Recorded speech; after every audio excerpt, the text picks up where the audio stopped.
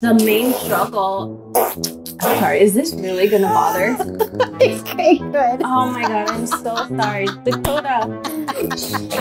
There's no time constraint, so we can just take our time. Okay, let me see. Let me give her a bottle real quick. I'm so sorry. You're like, you can be like, this is not What are you doing? Yes. Are you talking to us too? Are you adding to this conversation? She's like, Mom needs to stop talking. Oh my gosh. In today's special conversation, you'll get to meet Mary Jane Livingston. Hailing from Hawaii, Mary Jane is a first-generation Filipina-American, a dental hygienist to the stars, and a New York City content creator known as Pineapple in the Big Apple. Most importantly, she's a brand new mom to her cute-as-a-button 9-month-old daughter, Dakota Jane. Now with the birth of her daughter, Mary Jane is navigating motherhood as a new mom. Although she grew up in a traditional Filipino household, she didn't initially identify herself solely as a Filipina. She is now on a path to self-discovery, to what being a Filipino looks like and what that embodies. Her hope? To pass these discoveries and treasures on to her daughter and future children, as well as to the generations to come. Now, on to the interview. I remember when I saw one of your posts go through for the first time, and I was like, oh my gosh, she's in New York. Oh my gosh, she's a Filipina. Oh my gosh, she's a content creator. And like, you were just doing all of these things. And then you had your, I think by that time you had already had your baby because she was born in January. January. Okay. Yeah. Because I just started the stuff on YouTube and started like really researching in January. Yes. So you would have had the baby by then. And then I was like, oh my gosh, and she's got a baby. And so I was so floored when you walked into Crystal's event. Because I think it was like your first night out. It was my first night out after giving birth. I was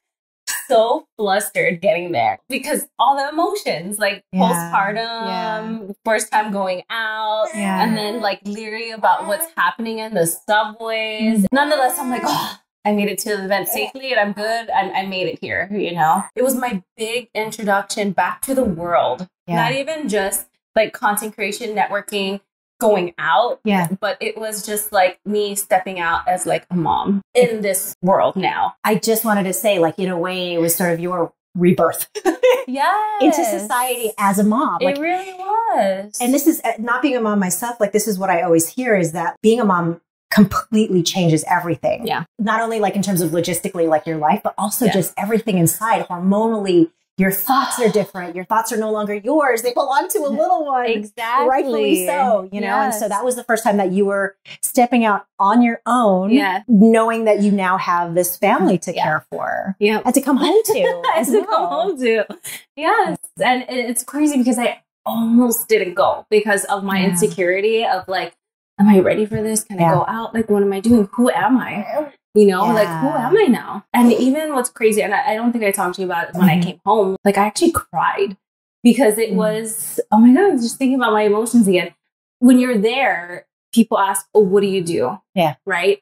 And at that moment, I was struggling about, like, who am I?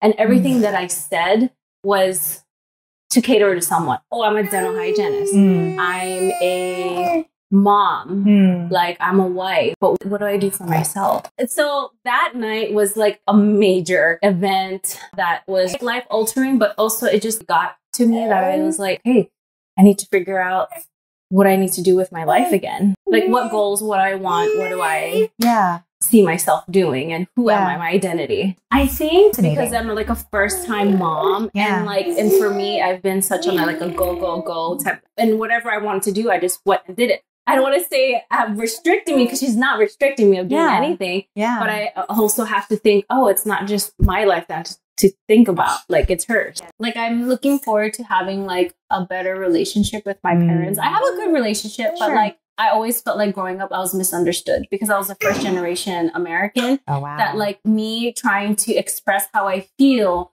me crying, where it's like, don't cry, don't speak your mind because that's being disrespectful. You know what I mean? Like, so for me, I always fought with my parents because it was a struggle of me like wanting to express myself and wanted to share my feelings. I wanted to share my thoughts, but then it somehow translated to don't speak your mind because you're disrespecting me. So I was like hard-headed with my parents.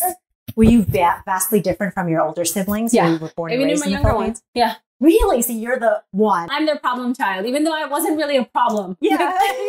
Yes. I look back, I was like, I was their problem parent child. Even to this day, my mom was like, you need to calm down. Like, make sure you're not, you know, like, don't get all amped up with things. You know, I just kind of like brushed it off because it's just like now going through therapy is like, well, it's because, you know, they're set in their ways and this is all they know. And like the whole model minority where you just speak and don't challenge like hierarchy and things like that. That was like a real struggle for me my entire life. And again, I only tapped into that through therapy. Like, why is that? You know? Yeah. Have you looked into the whole generational trauma, this whole conversation that's happening around colonization and decolonizing yourself? Have you looked at that at all? Because I just encountered that now doing all of this. Oh, really? Yeah. I mean, I looked into it, but I'm not like deep into the trenches of what it's all about and how that fits into your like I'll read something like, oh yeah, that models me. Or obviously you can tell me what you know and then maybe I can elaborate to what. Yeah. Yeah. Well, I also have not really gone into the trenches of like exactly what that means from what I've experienced as a Filipino-American, being raised by parents that were born in the Philippines and having been born here and the struggle of that. Because I can relate a lot to the struggle that you talked about, but the whole not being able to speak your mind, being told to be quiet, otherwise you're being disrespectful, and the whole respect thing. And again, it's just like that. I'm also just kind of scratching the surface of what exactly that means and how it translates to this deep rooted sense of why can't I express myself? Why am I not allowed to? Yes. And even the way that not only that it was reinforced by our families, but also how it's inside of us. It's inside of us. It trips me out. Where I'm like, is it learned through the blood and the genetics? Because it was like repeated for generations, for 300 years of the, you know, Spaniards, and then the 50 years of Americans, and, you know, all of that constant reinforcement of this is the way that it feels to be right, which is to be quiet and not say anything. Yeah. And the moment that you rock the boat, you are wrong. Yeah. Like, not just wrong, you're wrong. You know, and that's something that I've seen with my parents too. Like they will like, it's like they transform into something else when they need to reinforce that. It's not even like they're themselves anymore. And I'm like, there has to be something deeper. No, absolutely. I mean, even they talk about like, even like alcoholism, like that could be passed down to like generational trauma. I mean, my parents weren't that, but I know a few people that have that and were like, even in their genetic makeup, it shows up, you know, where they have like liver issues. I'm like, how did they get liver issues that I don't even drink? You're like, you know, those type of things. Thinking about their childhood and what they went through, like, they were very poor, you know, like very poor, and like the countless jobs that they had to do to make a living, like migrating to the US. As far as like the generational trauma, like there's a lot of things that going to therapy that I realized, like even not being able to speak my mind and how that transpires into like the work environment. It's hard for me to speak how I feel because then you have that fear of being wrong or like losing your job or like whatever the case may be, you know, you always have to listen to authority. And sometimes I'll even talk to my sisters, and again, going to the therapy, I'm able to talk about things or like analyze things differently or take a step back. I'm like, oh no, this is why I do this, or this is the reason why my parents do this.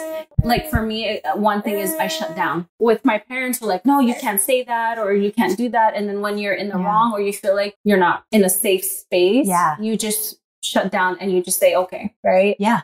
And you're not allowed to feel or express how you feel, and you just bottle it up, you know, and that transpires to even with relationships. Like if I have a disagreement with my husband, like sometimes I'll either go to 100 and like go crazy and like that. I don't know how to truly tap into what I'm feeling because of the situation. Why is this making me angry? Because I don't know how to express how I feel. Because I've been told to suppress it. And how did we learn to suppress it? To be told to suppress it, you know? And don't cry, right? You say, don't cry. Yes, I got a lot of that too. Don't cry. Stop crying. Why are you crying? Yeah. You know? Well, no wonder you're shut down. Exactly. Because you're not allowed to express. Yes. Wow. So then you have like this pent up energy and emotions that wants to come out, but don't come out, you know? And then you get anxiety. And then the feeling of not being good enough. At one point, I was working 4 jobs here.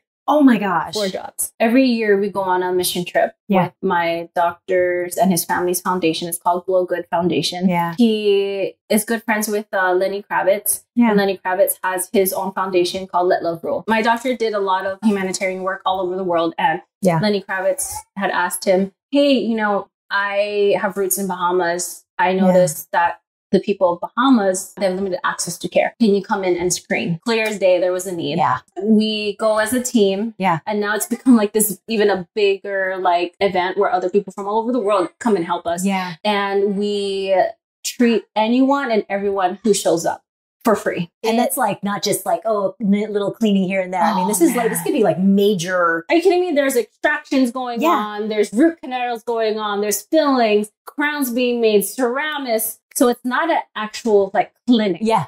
And we set up shop. So everything we imported there. A lot of the instruments have been donated, which is amazing. And, you know, we go and outreach and say like, hey, we have this mission trip. Are you able to donate? And so it's been such an amazing journey. And I will say that because of that mission trip, and I really advise anyone and everyone, especially in my field or in any medicine field, to really go on these mission trips, because I feel like because of that, it brought me back to why I do and do what I love, and my passion and my purpose for dental hygiene and giving someone back their smile. I didn't even think about that part. Yeah, giving back your smile, because the first thing usually people see is your smile, right? And a lot of people don't want to smile because they're not happy with the way they look or the way their teeth are. Is that something that you would ever consider doing in the Philippines? I think now that we had our experience in going on these mission trips, like we have to continue doing that. Yeah. Because I feel like the only reason for living is, yes, you live your life, but also how can you make others' lives better and how can you impact other people's lives? That's what I feel like will drive me and give me purpose to live. You know, it's always better to just give back and help others that can't even do for themselves. That's it for this very special episode with Mary Jane and her daughter, DJ. If you liked it and would like to hear the complete interview, it's available on the Filipina on the Rise podcast. You can find it on all audio streaming platforms. And if you enjoyed this episode, give it a thumbs up and hit the subscribe button. I appreciate every bit of energy given to help support my journey of discovering our lost Philippine heritage. Thanks so much for watching, and I'll see you next week here on Filipina-American Creative. Till then, paalam, goodbye!